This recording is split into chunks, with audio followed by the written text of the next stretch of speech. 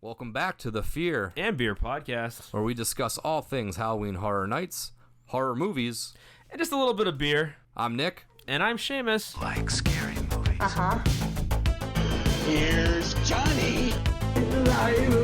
It's alive. It's alive. Did you miss me? Aren't you drinking? I never drink. Why? Before we get into tonight's episode, we want to remind all of those listening on Apple Podcasts to drop us a 5-star review.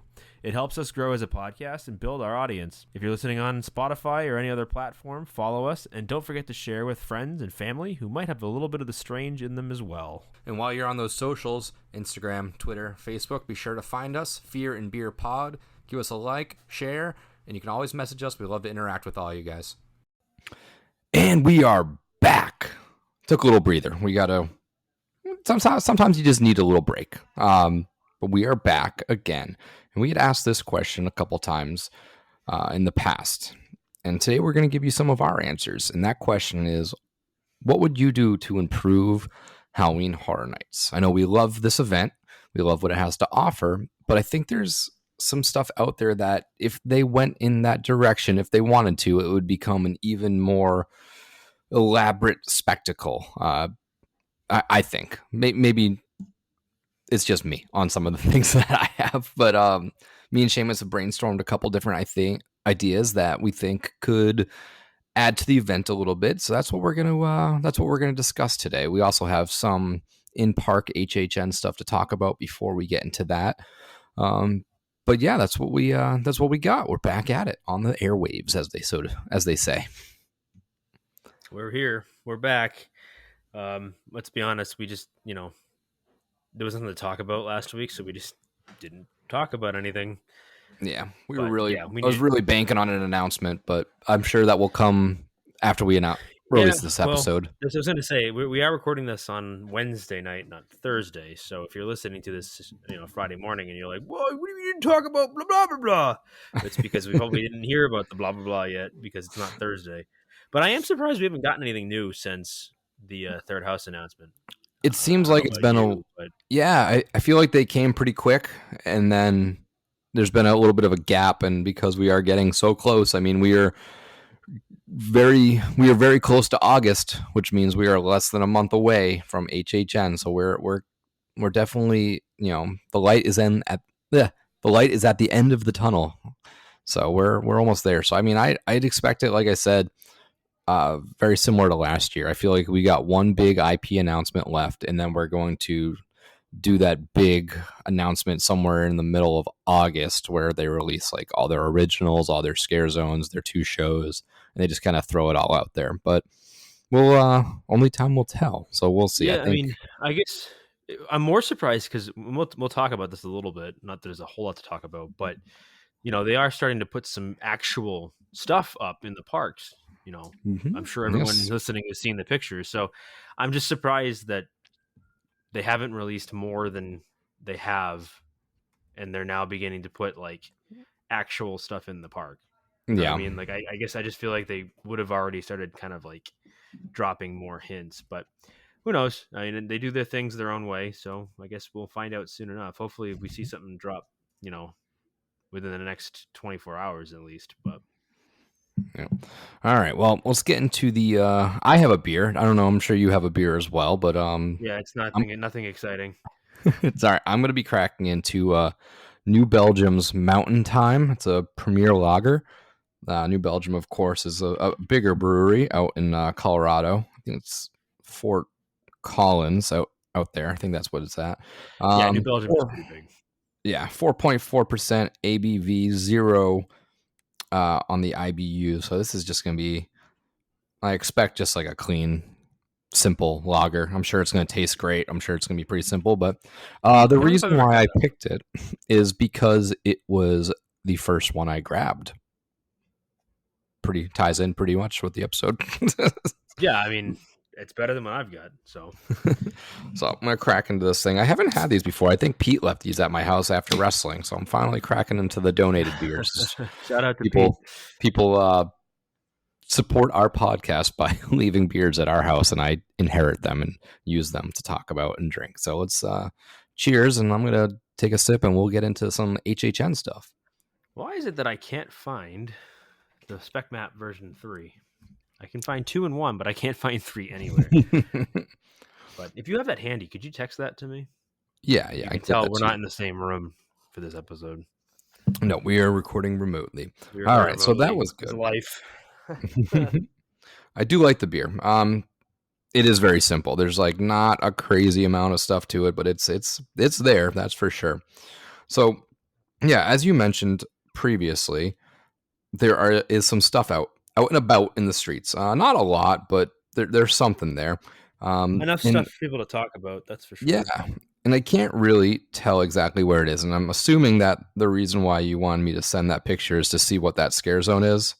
I want to see what they have for scare zones and just kind of like maybe see if are they onto something. Is there something they could kind of, match up? And I think there's one that kind of matches up with it in a way. But I mean, obviously, the stuff that they're building is pretty generic, and I don't mean that in the sense that like, oh, it's boring. It's just generic in the sense that it's pretty common amongst horror It's a nights setting, and like what we have out there is the base, and then or the foundation, and then once we get going with horror nights, it's it's the scare actors, it's the little bells and whistles that they put on that really set things apart. And right now we're looking at a lot of just red brick structures. They look almost like chapelish cemetery. Well, yeah, they look like crypts. Yep. Like you put a body in it, and I think what's on the spec map for that scare zone fits it pretty well. I would think. Yep. So Obviously, that was vampires from vampires. Yeah, most previous scare zone. but it's just vampires. So Yeah. that obviously that's pretty pretty generic, pretty general. The stuff we're getting looks kind of crypt like. I mean, I guess you could kind of tie it together a little bit. What I'm wondering is, because it's in that area, they tend to like to do more flashy dance type, not dance, but like more like flashy over the top type stuff. You know what I mean? So Yeah, very performance obviously, heavy. yeah. So like in 2019, it was the like the runway Vanity Ball. Vanity Ball. Yeah. And last year it was the movie set, action one. Yep. So my guess is that even if it turns out to be something to do with vampires, it's not going to be just your general old like, oh, here's a vampire and there's a vampire. It's going to be something flashy, something entertainment based, because it's in that part of the park. So yeah. I'm excited, but yeah, there's really very little information about what's going in there, very little information about what they're building, and it's very general. So it's not anything you can make a huge leap on. You just kind of like throwing darts in the dark at that point, kind of coming up with ideas. So we have no idea what it is. I'm sure you don't have any ideas what it is. So yeah, no, you could put like any characters in that setting, and it would probably fit. It's very base level. Not the detail or the actual structures, but just like we're looking at a setting. That doesn't tell you too much in this instance. Sometimes it does. If it's an IP and they put something out there that's very distinct, it would kind of give it away. But this is, yeah, and I wonder. I don't think we're getting an IP scare zone there. I wonder too if how like last year's event, like things were getting put up and pretty obvious as to what they were. There wasn't a whole lot of. They didn't do as much like protecting. So like when the sign for Scary went up, I thought it was relatively early and people saw pictures and stuff like that and was pretty much confirmed that there was going to be a Scary house. And then obviously they had to release something to kind of confirm that 100% or confirm it for real. But I just wonder if they're being more coy with everything this year to try to like prevent some of that from happening, because they really haven't released a whole lot other than the 3 IP houses that they've dropped so far, and I think one of them was kind of like it was like they had to drop something, because if they didn't, like, people were gonna start throwing things out there, right? So I don't know. I think that maybe they're being a little bit more specific with making sure that only certain things are released. And maybe who knows? Maybe they're not going to put a whole bunch of identifying things out until closer to the event. But they have begun start putting up like the truss work and stuff too, right? Like, because I haven't been there in a while. Yeah, I haven't seen it in person, but there have been light fixtures in the Central Park area put up. So they're definitely starting to get some of the rigs up in certain areas. So it's slowly getting there. This is about the same time last year when we first started seeing those barrels out in Seek and Destroy. It was like mid to late July is when stuff started to roll out, and they're right on the same timeline of that. So I'm curious too, because now that like that MIB tent is gone, people did have access. They could see that scary sign. With a lot of the other houses, they're kind of deep in the park, so you really can't see them from where you're, technically allowed to be. The two back tents to the right of MIB, you can't see them from within the confines of the park. Right. The And parade I wonder houses, you why can't see. part of the reason why they're not putting one there this year is because of that. Mm-hmm. Because it was pretty. I I mean, if you knew where to look, I mean, it was pretty open. So mm-hmm. they couldn't really put any major facade out there without like it being shown to the world. Yeah. So should we get into some of these Horror Night improvements that? By all means, I only have a couple like outlandish ones, but I'll let you kind of drive this bus, and I'll throw in my 2 cents wherever I feel like it's warranted. Yeah, I'll throw a couple out there, and then we'll hear a couple of your eyes. We'll go back and forth and just kind of spitball off of these, because I have some that are some realistic, some that are a little bit more far fetched. I think these are all within the realm of doable. There's nothing like crazy, and I obviously didn't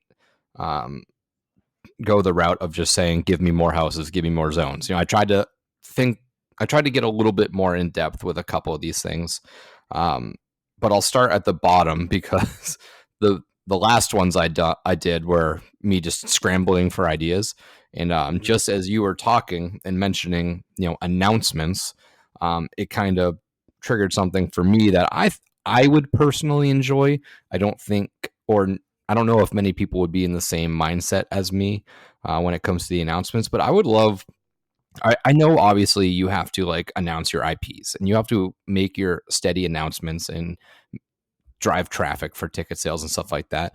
But I really would love to just if they left in one original, if they announced that there was 10 houses but only gave us like 9 names, I would love for one house to just be like a complete surprise for the time for opening night. Obviously after opening night, people are going to know about it, but it gives that opening night a little bit more like you just get a little bit more excitement because you're like, what is this one mystery house? And you have to like run over to the queue line just to see the little, wait time nameplate just to have an idea of what that house is. And I think for me, like, I love that like mystery aspect of it. And, a 10th house, like original, is that really driving the ticket sales? Is that what's going to put you over? And it's really for only opening night, because after that, word will be out there and people will know what the houses, all of them are. But I like the idea of having some sort of mystery, or even the scare zones. Like, who is buying tickets primarily off of scare zones? Like, do I need to know what the scare zones are called or what they are? I think I personally would have more fun walking through and like running to the next one just to see what it is. So for me, a personal improvement would be like leaving some stuff out of the announcements and waiting until that opening night. Yeah. I don't see. I mean, it would be hard for them to like do that. I think with the way the world is these days, especially with like internet and everything else, it's so hard to keep things under wraps. I mean, look how hard it is for them right now. Yeah. To try to prevent things from being released before they actually want to release them. I think that being able to keep, especially scare zones, to be able to keep people from really seeing anything, it would be really, really hard. Plus, they would have to consider maybe like waiting till like prior to opening night and putting all the major pieces out, which is probably physically nearly impossible. So it would be cool, I think, as far as like just the experience. But I don't know how much, for me personally, I don't know how much it would improve the event. I mean, whether I know about what it is going into it or not, I don't really think it changes my ability to enjoy it any more than I already do. I think from my perspective, for houses specifically, and I'll get this out of the way because again, I think this is just more for me and maybe for certain people, but not for everybody. Is I want more IPs. I mean, I'm sorry, not IPs, originals. Yeah. I would rather just a 10 original event. Like, don't give me any Yeah. IP. Like, I don't need IPs. And again, that's not a popular opinion, I'm sure. So don't at me.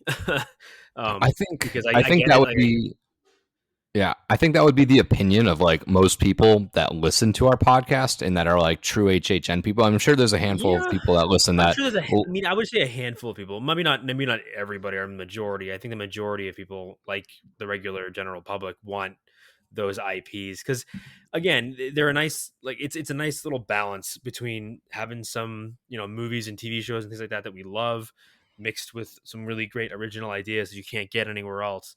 I just tend to have more fun with the same. original houses. Oh So yeah. I think you and I are in the minority of our audience that thinks that would be a great idea. Again, that's why I don't think it's really necessarily an improvement at all. I think for me, it would be cool, but it doesn't improve the event. I think the event is Yeah. still what it is, regardless of whether they have a Halloween house and a Stranger Things house versus having 10 pumpkin pumpkin lord houses. Like, Yeah. Yeah. I just think that I think that because HHN consistently has an original as the best house of the year, I really think that that says something. I think that says that they don't necessarily need to rest so much on an IP. Um, I think that it definitely helps with sales and that sort of thing and getting people into the park. But I don't think that if they were to say one year, hey, look, we're just going to do straight 10 originals, they're not going to lose a whole bunch of money. Like they're not going to lose a bunch of event goers. I think Yeah. I don't think it'll affect. I don't think it would affect the ticket sales really. Maybe a little bit, but not so drastic that they would never do it again, or they would like rue the day that they chose to do that. Yeah. And besides, for those that are like, you're an idiot, why would you even come up with this? Don't worry, they're not actually going to do that. I'm just saying that for me personally, I think that would be a kind of a cool thing to do.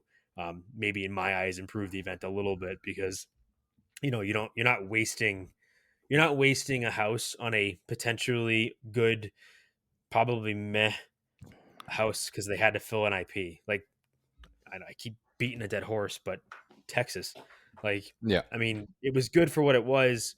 Didn't hate it, but I feel like if they had put a better, more original thought or original idea in that spot, maybe have a better experience. But that's just me. I'm sure a lot of people went through Texas and was like, "This is amazing," and I totally respect you for that. I think that's where I'm looking at it as, where it's like I feel like sometimes they have to kind of fill a spot for a particular IP that they might have rights to or have to kind of do, where Mhm. they could have potentially done another original and blew everybody away with it. But Yeah. I don't know. I That's think just my quick thought. it'd be such a funny financial gamble, and it's a funny thing too, because like we always say that the IPs are what drive people to the event, and I think that's true in a sense. But then like when those people go, like say somebody this year is like, "Whoa, Halloween's coming! I'm going to Halloween Horror Nights to go through Halloween." And then if they get a chance to go through every single house, I bet if you ask them what their favorite house is, I bet it would be an original. Like those years 100%. where 100. Stranger Things and Ghostbusters sold those tickets, but what was their favorite house? Probably Graveyard Games. And it's funny because but then those same people that you polled and asked them what their favorite house was with an IP included, if you asked them if they would go to an event without IPs, they'd be like, no way, that's ridiculous. Because I think Probably.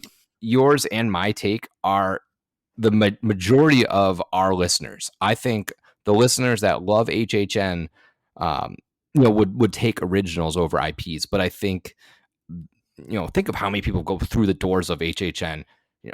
A small fraction of them listen to us.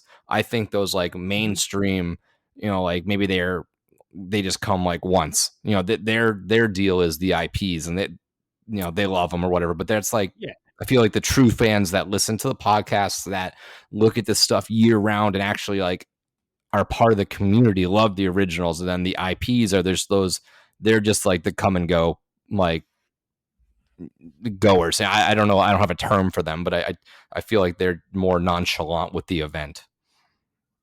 I don't disagree with that at all. I mean, again, I think the only thing you and I disagree with is I don't think it's as big of percentage of our audience, even though they they're like us, they're huge fans. Yeah. I don't think a lot of them would give up The IPs IPs.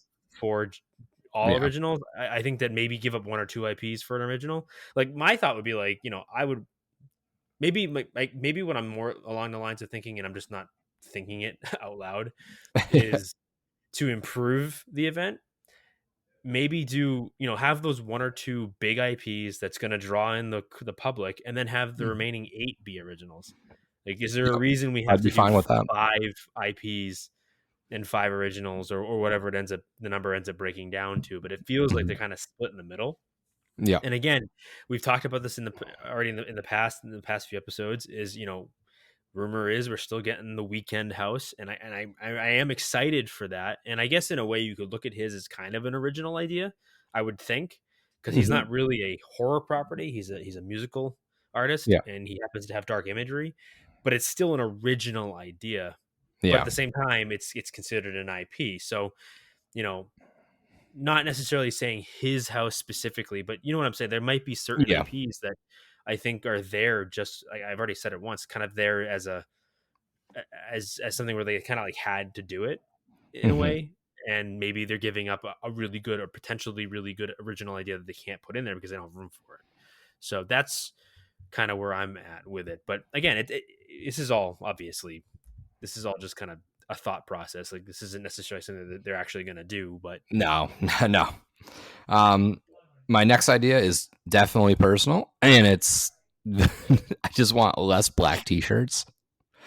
I love buying all the Halloween Horror Night stuff, but come on, man. I think 99. Every shirt I have is like I know I'm the same way. Like, I think, and it's fine, but like my t-shirts are black. I just want something different. Like I've been changing a lot. I used to wear like only black band t-shirts. And like I love color. I love the pop of it. And like I would just love more options. Yeah, right. Well, you turn 30 and you're trying to be different. Yeah. I hear you. I definitely hear you. I don't necessarily think that it's just a personal thing to you. I think a lot of people will agree with you. I think that they need to do a little bit more, be a little more creative, be a little more out there. Like, obviously with some of the IP stuff, they probably have to follow a very strict guideline with those. I'm sure they don't have a huge, gigantic room to change designs. I'm sure they have to come up with something and it gets approved by the studio, whoever led them the rights to the characters.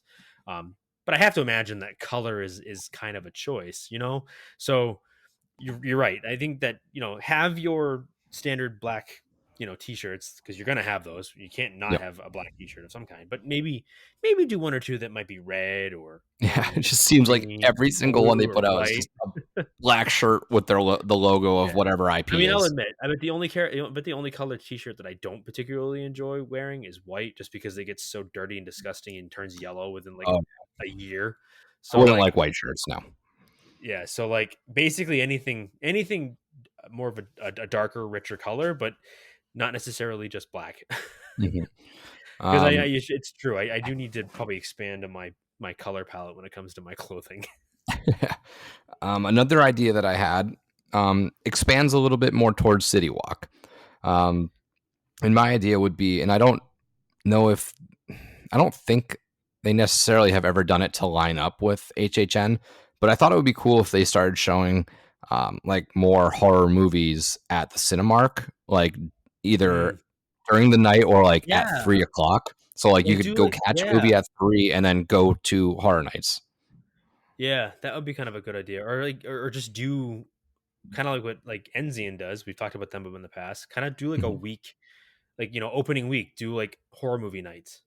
So like, and you could do like the IPs that you get. You could show Halloween. You could show like some of the old monster movies. I know that the monster movies don't line up to which one we're getting, but you could re-show Freaky, you could re-show The Black Phone, and you could directly tie it to your event, which kind of expands the radius of HHN, but not really.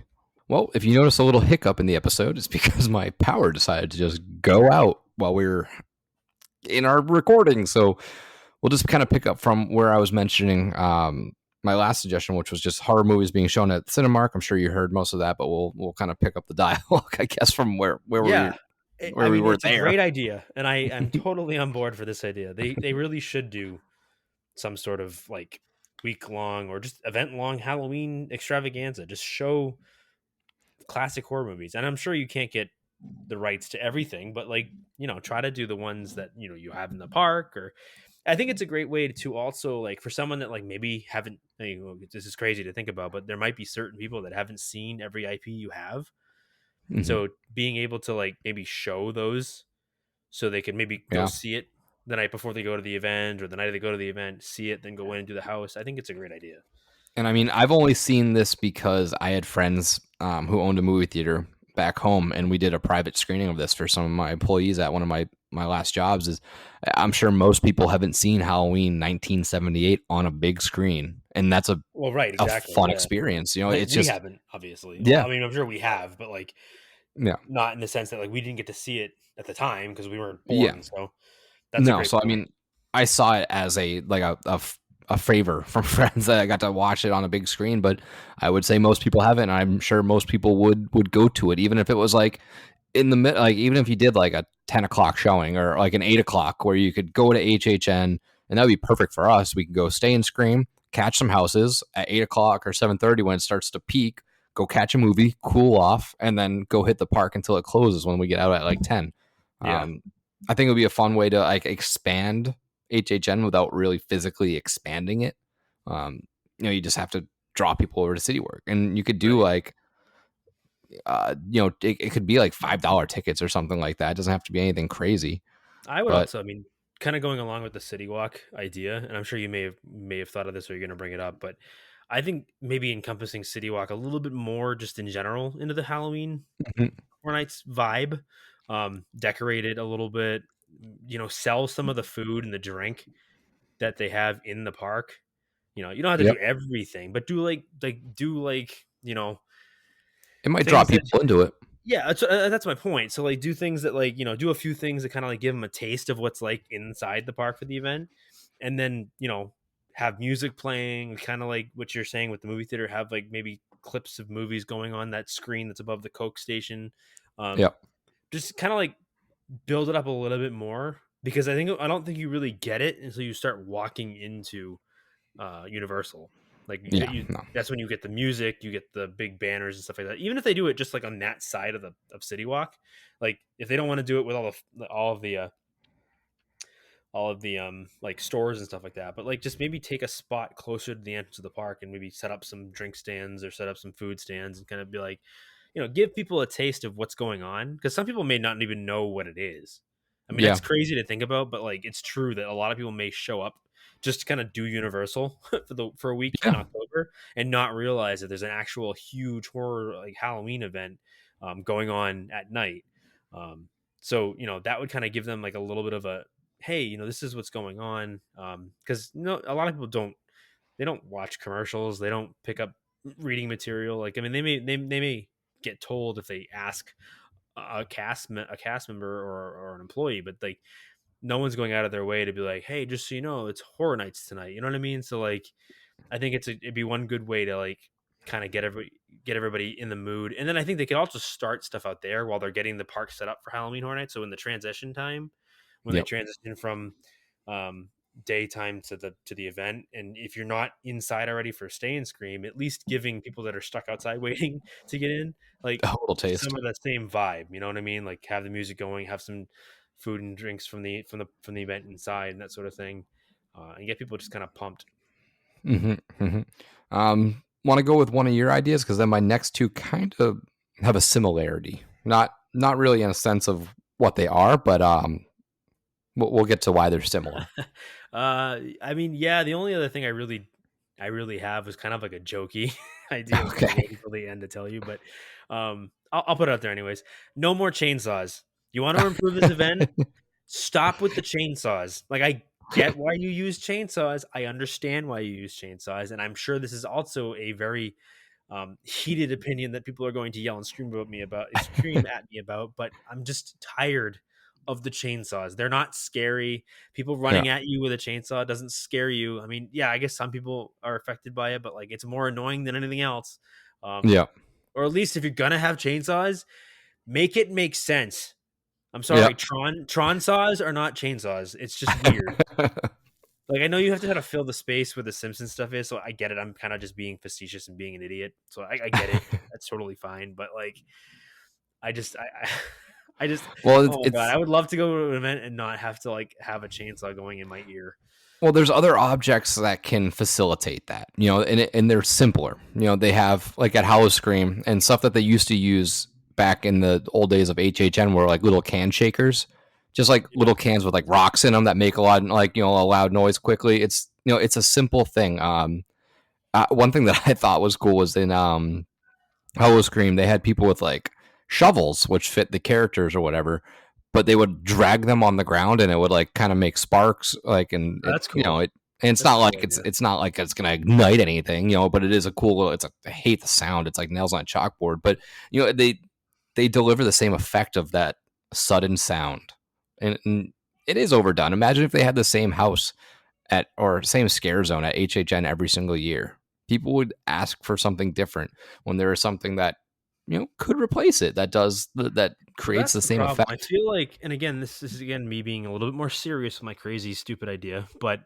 I think that it's an easy space filler for them because they already Mhm. have probably like 15 to 20 like chainless chainsaws that make noise, so they can just say, "Oh, we need scare actors in this part in this part of Yeah, the park. here you go. Grab All right, this. here, have a chainsaw. Go rev it at people." I don't know. I'm just so over it, and I think that's part of my problem with the Texas Chainsaw House was that like, oh my god, more chainsaws. Like, I Yeah. get it. They're a staple of Halloween now because of that movie, but I feel like it's like of all the things of how creative and how amazing and talented they are at Universal Studios to pull this stuff off. When it comes to this sort of thing, it's just like give 10 tall buff dudes a chainsaw Yeah. and have them go run around the Simpsons area. Like, I would rather them just not have anything in Simpsons. Just turn the lights down, have the music going, sell the beer at Duff Gardens, and that be it. Like, there's really zero reason to have them there. I don't know. That's just me. Maybe I'm just being overly critical about something that probably shouldn't be that critical about. But I think it's that's my one pet peeve of the event. To be I honest think with it's you, a is fair just take. I don't know. And how much does it improve the event? Probably not at all. But for me, I just think that I would be totally fine with that kind of disappearing a little bit, just a little bit. But All right, so my next two. The reason why I said that they kind of go together is because they were done in the past. They, in the olden days of HHN, these were done to some extent, and I think it would be interesting to see them bring it back. One being that they would take the current rides, or whichever ones were open, or some of them, not all of them necessarily, but they would do them as like they would make them over into like some sort of Halloween style version of it. It doesn't have to be any crazy extent, but since this is a free for all, I would say do it with crazy extent. You can do like have Despicable Me open and like you could have it all fun. All you have to do is just film a new video to slap on the screen. You could do a Halloween theme with Jimmy Fallon. It doesn't have to be scary. It doesn't have to be bloody or gory.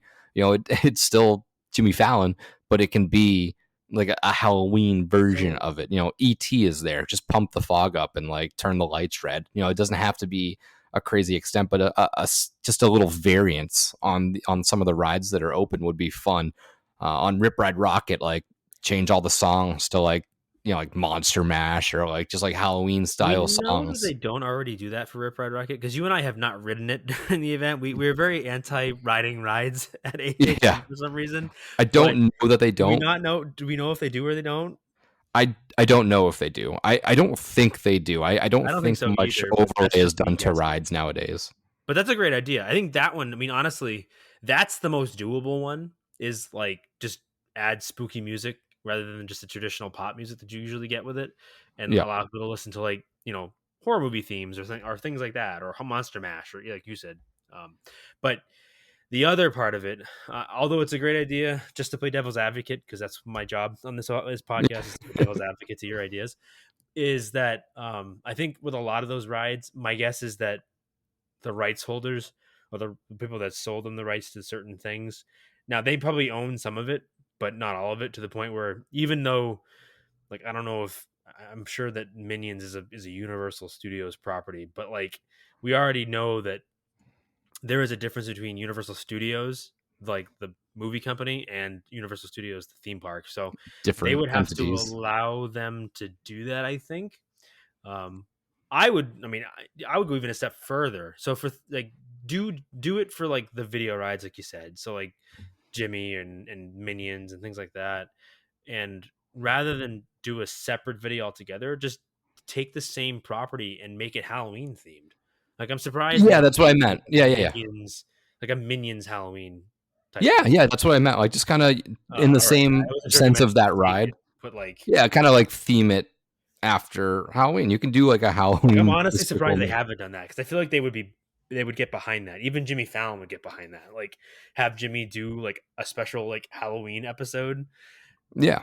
of his show for that particular ride, and then have him when you're flying through New York, like have it be all spooky and weird, and even if it's just like dressing up the characters that are in that video as like costumes.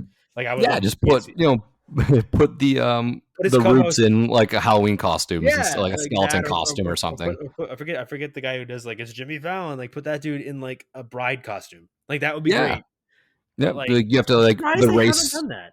That's not like a actually race through New York, but like a now. race through the graveyards or Yeah, something and like that. I think part of the problem is, and they probably have to think about how they would rework the logistics. Is the lines tend to go through some of those rides.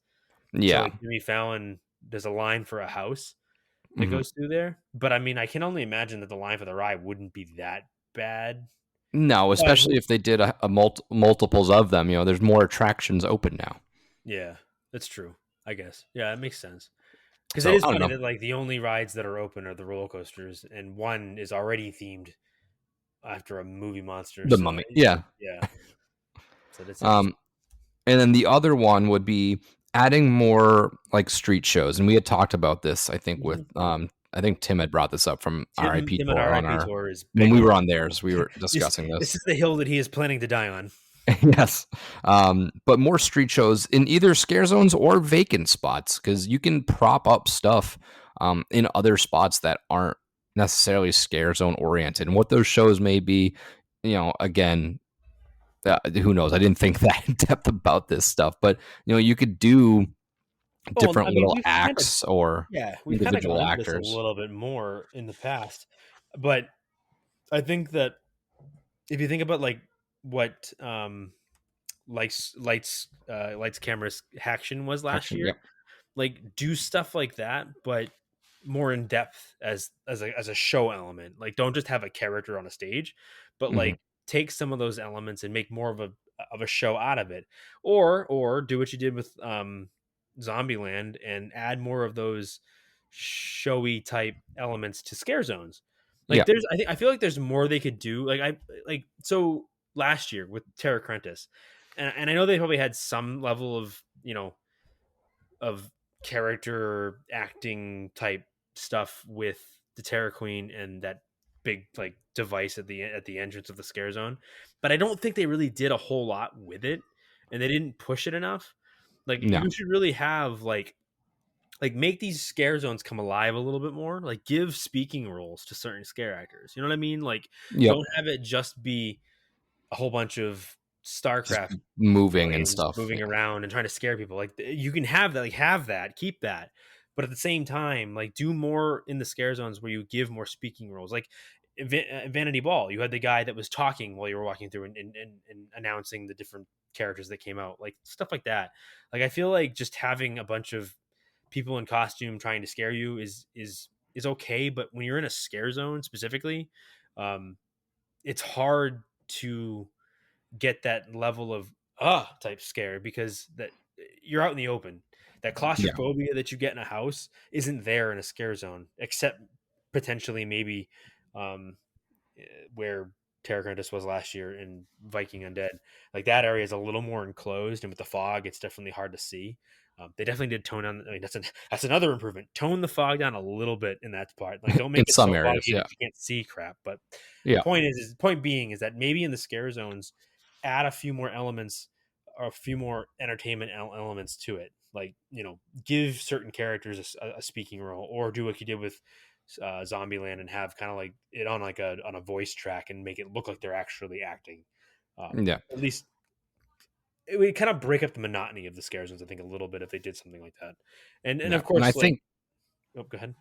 no, continue on the scare zone because I have one No, I was more. just gonna say, I think that on top of that, just having shows throughout the park would be great. Like, I think that they were missing that Rob Zombie zone. You know what I'm saying? Yeah. Like they're missing It just that felt like loud a party. musical party zone, and I think they need that. They need to like differentiate the different scare zones, but then add in those stage elements, add in those show elements to kind of break up the monotony a little bit and kind of give people a reason to want to go back to them, I guess is my point. Like last year, I felt like last year's event, although they were well done, well put together, no shade against people that did all the work there because we have friends that work on those. Yeah. It's not that I don't appreciate your work. I think you do a great job. I just think that last year specifically, it was and again, this could be because of COVID and everything. They didn't have as much time to put things together. I just feel like there wasn't enough to differentiate all of the scare zones and make me want to go back to them experience those, as for what they are, I guess is my point. Yeah. And on top of like the show aspect, the whole stage, kind of in front of Rip Ride Rocket is fairly vacant besides sometimes they don't throwing do a lot of videos up there. You could do a stage show on there for that long queue line while people are waiting. It doesn't have to be anything Yep. extravagant or anything like that. But just like a continuous, that's a good point. Like just a continuous show, Yep. continuous something going like every 20 minutes they come out and do something. Yeah, do like a little 5-minute thing or a little 10-minute thing or something, just something quick, but it's just, you could use that stage. It's there for you at your disposal. And, the thing is, maybe like, it's, oh no, go ahead. I was saying maybe it's a staffing thing. You don't want to get as many people on staff and it's hard enough to get scarectors, but like it's there at your disposal. Just, but I mean, it could be used in a perfect world.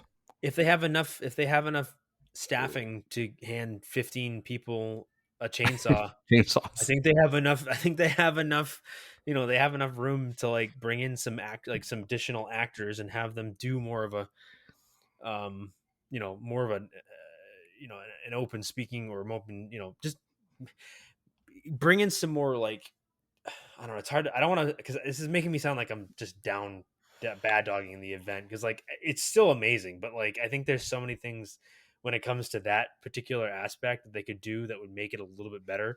Because think about it, you've got a whole bunch of people coming in, and for the most part they're going to be standing in line and waiting to get into a house, so they're going to wait 45-50 minutes to an hour or maybe longer to do a 2-minute house.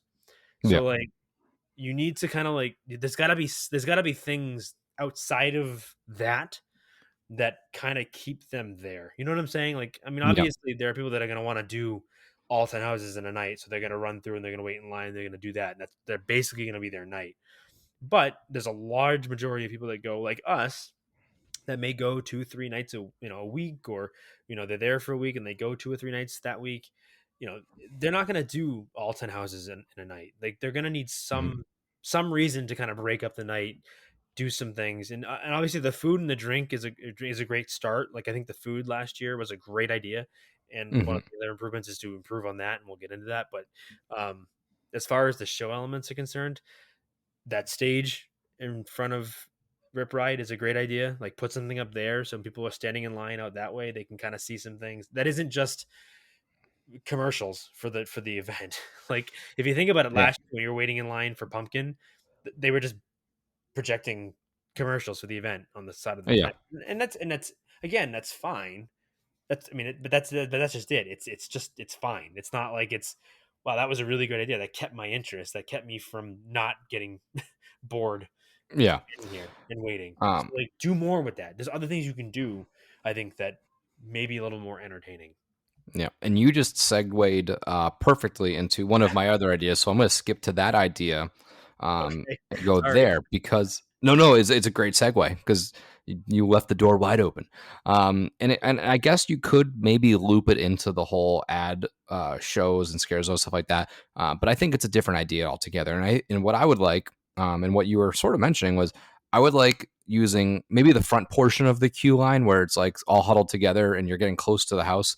I would like to use that area and expand the house without, expanding the actual structure of the house. So putting either scarectors out there or starting to build some of the setting like a scare zone, but only at the outside of the line area. So it kind of immerses you into the house a little bit before you get into the house. Yeah. I think Graveyard Games did a great job of this, where they didn't have like stuff outside, but they had the video playing that was kind of explaining the story a little bit. I Yep. think Remember that's that. something really fun. The facade of Puppet Theater is cool because you can see it. And the reason why like I like that one so much because there was a good amount, and you think of that like initial walk, like you walk up towards it, you walk to the right. That's cool. I would like some of the houses to be extended in that sense where, and I guess maybe you couldn't for some of them because dual lines, they're close, so you don't want like there could be confusion of what house you're going into. But I think there's a way to expand the house externally without making it an internal part of the house, if that makes sense.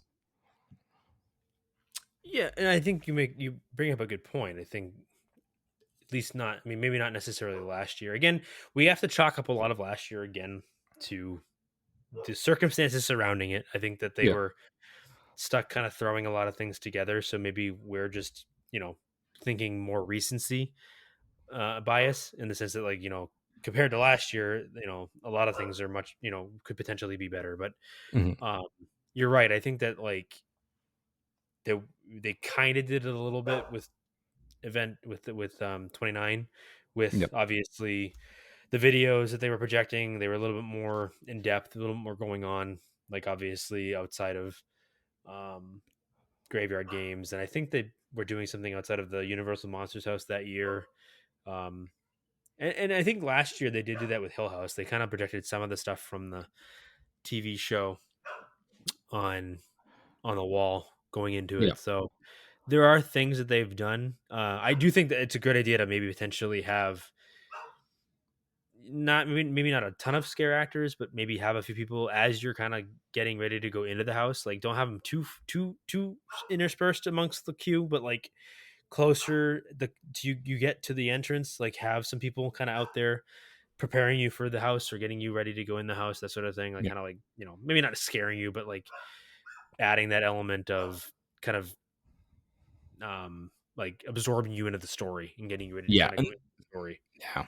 And that's one of my things too, is like a lot of these stories, like the stories of these houses are so elaborate, and sometimes you don't fully get the gist of the story. Like look at Wicked Growth. The whole story of it was, these witches are conjuring up the spirit of Halloween, and they need X and Y to create the pumpkin lord. And as you go through the house, the vines grow because they're growing pumpkin lord. And at the end, it's kind of the birth of pumpkin lord. A lot of that was told to us on the tour, not necessarily from us going through the house and picking up those pieces of the story. So I think it would be cool, even if it's just one character with like a talking part that sort of sets the mood or sets the tone, and kind of elaborates the story a little bit for what you're walking into. Tooth Yeah, and Fairy I did a think cool job with they had the story like being told over the speaker. And yeah, sometimes like with like Chainsaw or Halloween, you don't need to tell the story necessarily. You know what we're getting, but with right. originals, it's fun to like explain it a little bit more. Yeah, I think, and this could be maybe just us thinking more along the lines of some of the backlot pop-up tent houses, because the queues for those are relatively open. Hmm. There's not a whole lot going on. You just kind of lined up queuing by like their break huts and that sort of thing, their meeting huts and that sort of thing. So it's not like there's a whole lot going on back there. Um, like Puppet Theater, for example, last year, great house. It felt kind of like just kind of stuck there. You know what I mean? Like, it just felt Yeah. like the story is supposed to be that, like, oh, they have a movie a theater here, and then earthquake happened and everything collapsed, but it looks literally like they just stuck a facade in a parking lot. Yeah. And I think obviously there's logistically it's not as easy to prevent that from happening, because like obviously Mhm. what are they going to do? Like, they got to build it somewhere. But I think Yeah. if maybe they expand a little bit on the facade and make it a little bit more encompassing, so as you get up to it, it makes you feel more like you're kind of going into a world Yep. than it's kind of showing up to a random theater plucked in the middle of a Yeah. backlot. So It, I obviously we're not, you know creatives when it comes to Universal, but like, I think there's maybe ways that could potentially improve on that a little bit. But again, I'm not here to like really go into in depth because I'm sure some people are like, well, it's not that big of a deal. I don't think it's a big of a deal, but I think for us, it's, I've heard from people too, in the sense that like they don't quite get the story, especially of originals, from the house itself. Like, like I've talked to some people who's like, I don't know how you have time to pick up on a story. Like I'm just too busy, so focused on the scares and that sort of thing. So Yeah. you're right. I think that maybe if they have some people kind of prepare you with some of the backstory as you're going in, that you don't get unless you take a tour or you do something like that, where they kind of give you a little more information on what the story is. And that could be simple as like not necessarily having a scare actor, but like just post some backstory online. You know what I Yeah. mean? Like I think that they do that occasionally, but it's not like all the time.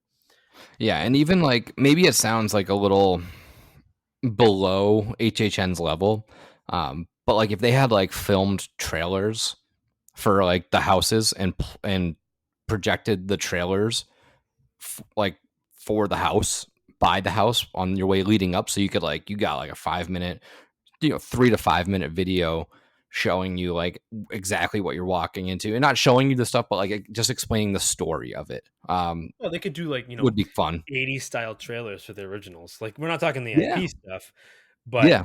like, they already, like I said before, they already project like event commercials on the wall. So why not, instead of doing that, like film some basic, like corny, cheesy 80s style um, trailer, like you said, for the original that you're going into.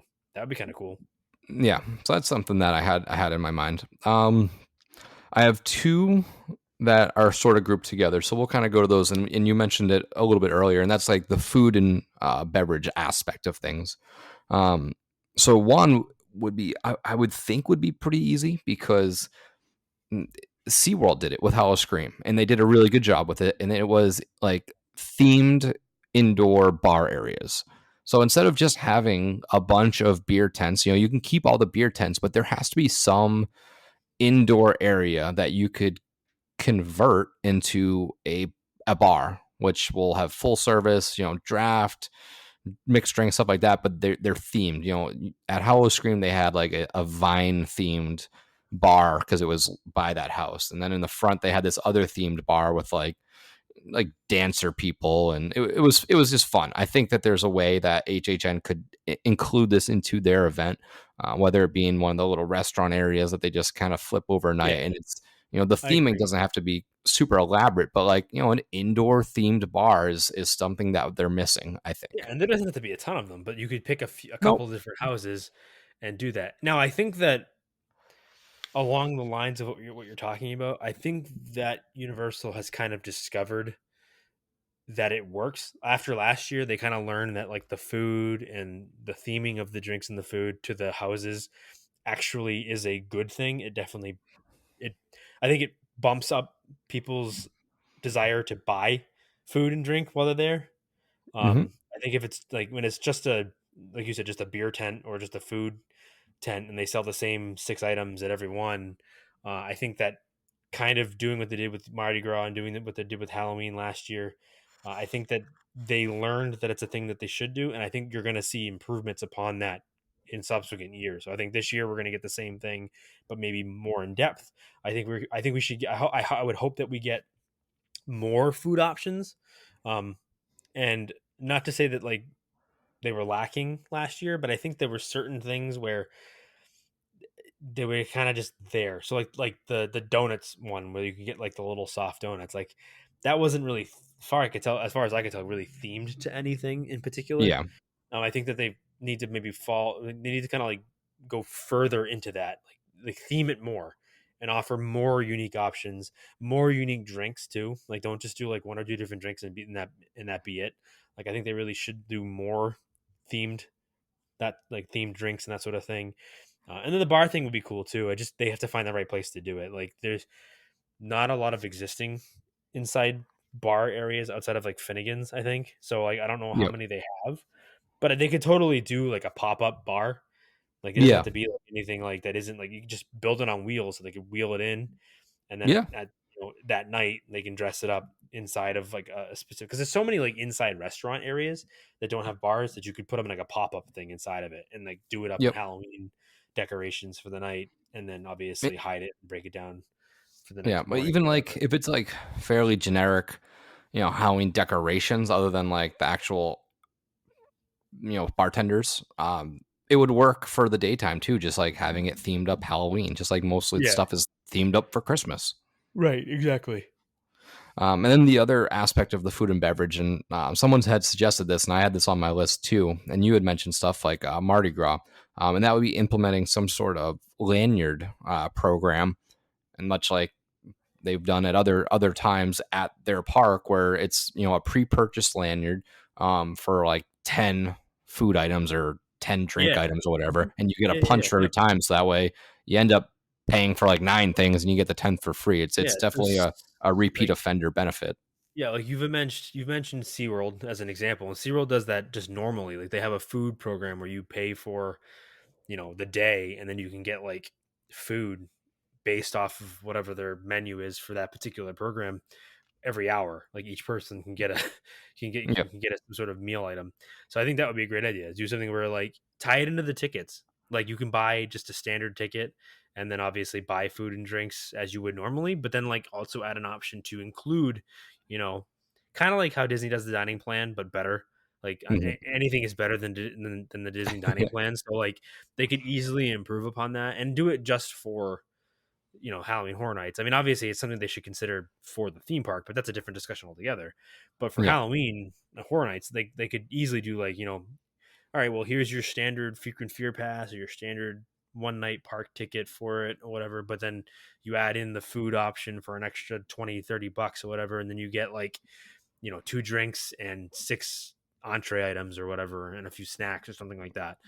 Yeah. I You think get that's a it great, stamped yeah. at the stands, Yeah, or just I mean, they just have it tied or to it's your just a ticket. credit You on scan it's just your a credit. ticket or whatever, and then it just comes Yep. off your ticket for the night. So I think that's a great idea.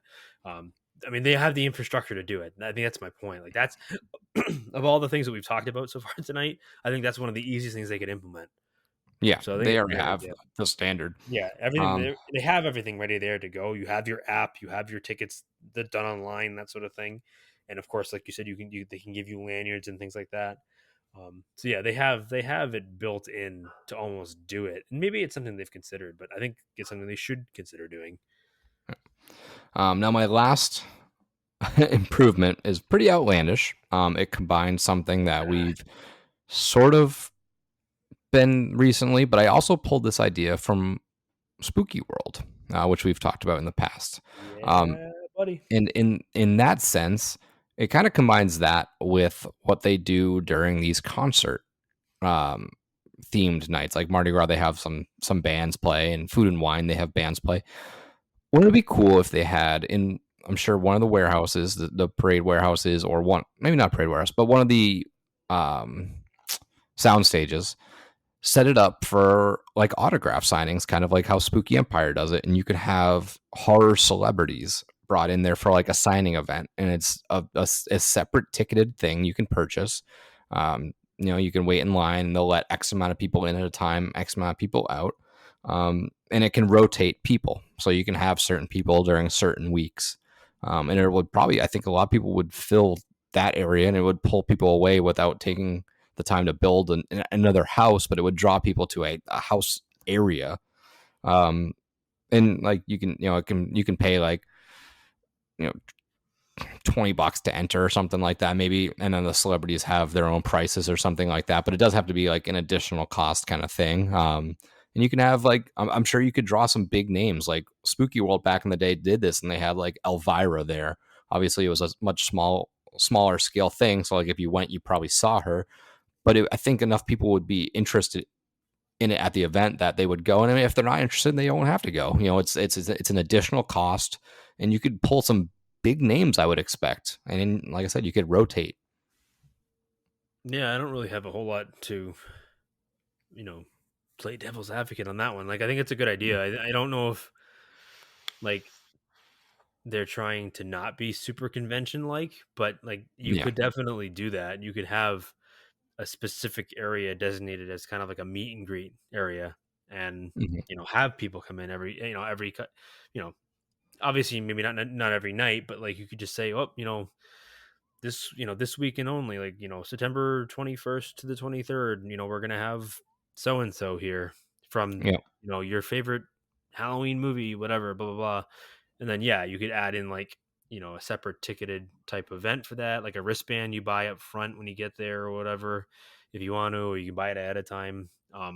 Or just do it where like you get in line, you wait, and if you happen to be lucky enough to get there quick enough, you pay for the meet and greet, whether it's an autograph, a photo, whatever it might be, and do that. I mean, yeah, I think that's definitely a good idea.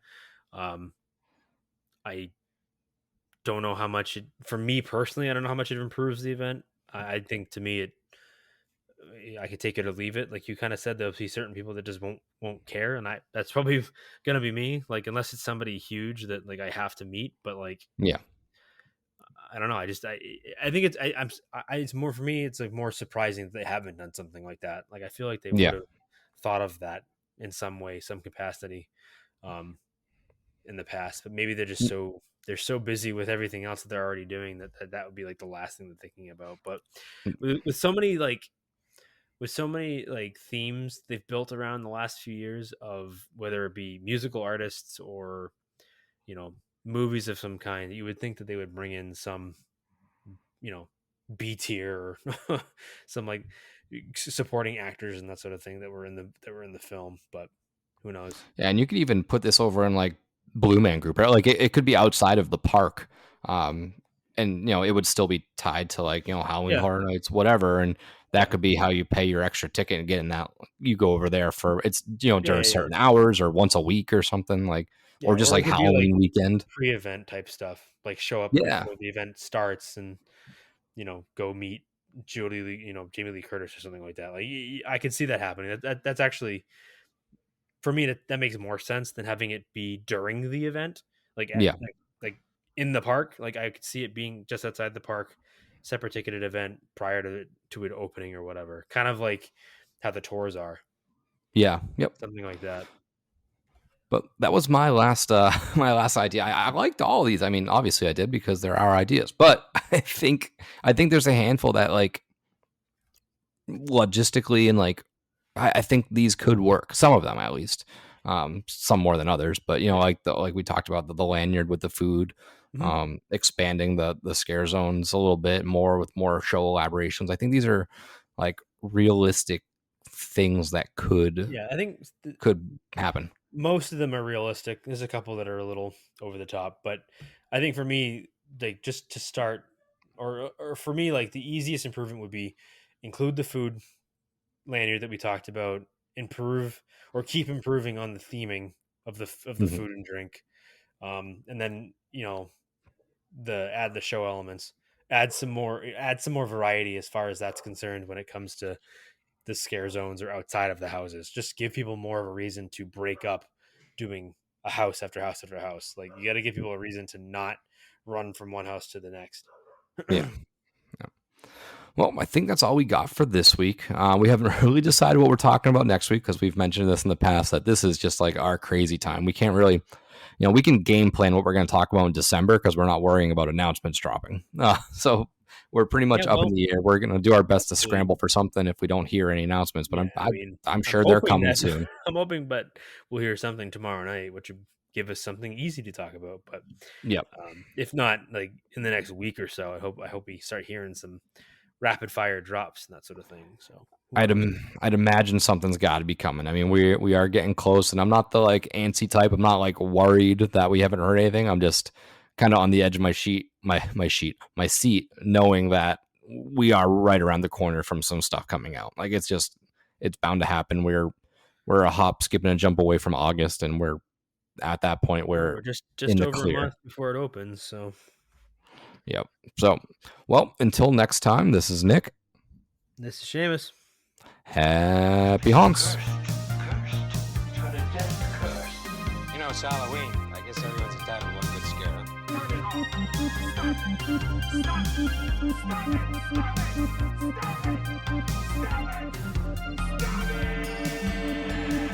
And again, I would just just like to thank Vampire Stepdad for letting us use his music for our intro and outro music.